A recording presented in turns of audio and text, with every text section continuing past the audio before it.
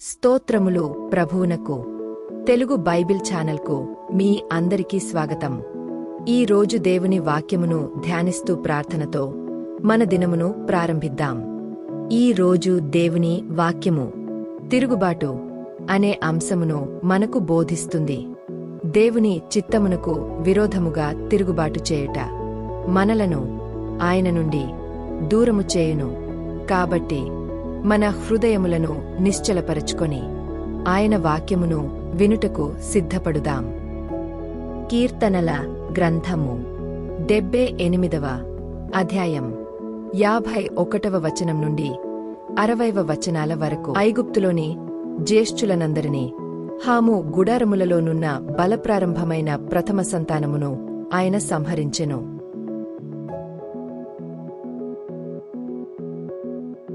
అయితే గొర్రెలవలె ఆయన తన ప్రజలను తోడుకొనిపోయెను. ఒకడు మందను నడిపించినట్లు అరణ్యములో ఆయన వారిని నడిపించెను. వారు భయపడకుండా ఆయన వారిని సురక్షితముగా నడిపించెను. వారి శత్రువులను సముద్రములో ముంచివేసెను. తాను ప్రతిష్ఠించిన సరిహద్దునొద్దకు, తన దక్షిణహస్తము సంపాదించిన ఈ పర్వతమునొద్దకు ఆయన వారిని రప్పించెను. వారి ఎదుట నుండి అన్యజనులను వెళ్లగొట్టెను.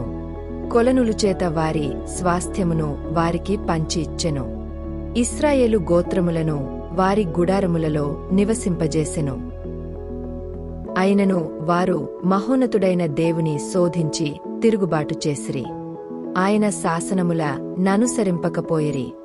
తమ పితరులవలె వారు వెనుకకు త్రిగి ద్రోహులైరి. జోకిచ్చు విల్లు పనికిరాకపోయినట్లు వారు తొలగిపోయిరి. వారు ఉన్నత స్థలములను కట్టి ఆయనకు కోపము పుట్టించిరి. విగ్రహములను పెట్టుకుని ఆయనకు రోషము కలుగజేసిరి. దేవుడు దీని చూచి ఆగ్రహించి ఇశ్రాయేలునందు బహుగా అసహించుకొనెను. షిలోహు మందిరమును, తాను మనుష్యులలో సంస్థాపన చేసిన గుడారమును ఆయన విడిచిపెట్టెను. ద్వితీయోపదేశకాండము 31వ అధ్యాయం 24వ వచనం నుండి 28వ వచనాల వరకు. ఈ ధర్మశాస్త్ర వాక్యములు మోషే గ్రంథమందు శాంతముగా వ్రాయుట ముగించిన తరువాత మోషే యెహోవా నిబంధన మందసమును మోయు లేవీయులను చూచి ఆజ్ఞాపించినదేమనగా, మీరు ఈ ధర్మశాస్త్ర గ్రంథమును తీసుకుని మీ దేవుడైన యెహోవా నిబంధన మందసపు ప్రక్కన ఉంచుడి. అది అక్కడ నీమీద సాక్ష్యార్థముగా ఉండును. నీ తిరుగుబాటును, నీ మూర్ఖత్వమును నేనెరుగుదును. నేడు నేను ఇంక సజీవుడనై మీతో ఉండగానే, ఇదిగో మీరు యెహోవా మీద తిరుగుబాటు చేసితిరి.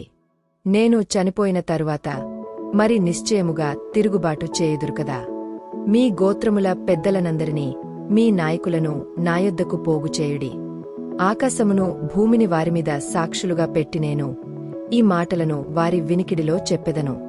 లూకా సువార్త 23వ అధ్యాయం 13 మరియు 14 వచనాలు. అంతట పిలాతు ప్రధానయాజకులను, అధికారులను, ప్రజలను పిలిపించి, ప్రజలు తిరుగబడునట్లు చేయుచున్నాడని మీరి మనుష్యుని నాయొద్దకు తెచ్చితిరే. ఇదిగో నేను మీ ఎదుట ఇతనిని విమర్శింపగా మీరితనిమీద మోపిన నేరములలో ఒక్కటైనను నాకు కనబడలేదు. ప్రభువా, మా హృదయములలో ఉన్న తిరుగుబాటు స్వభావమును దూరము చేయుము. నీ చిత్తమునకు విరోధముగా నడుచకుండా మా జీవితములను నడిపించుము. ఈ రోజు మేము ధ్యానించిన నీ వాక్యము మా హృదయములలో నిలిచియుండునుగాక. వినయముతో నీ చిత్తములో నడుచుటకు మాకు సహాయము చేయుము. యేసు నామములో ప్రార్థించుచున్నాము. ఆమెన్.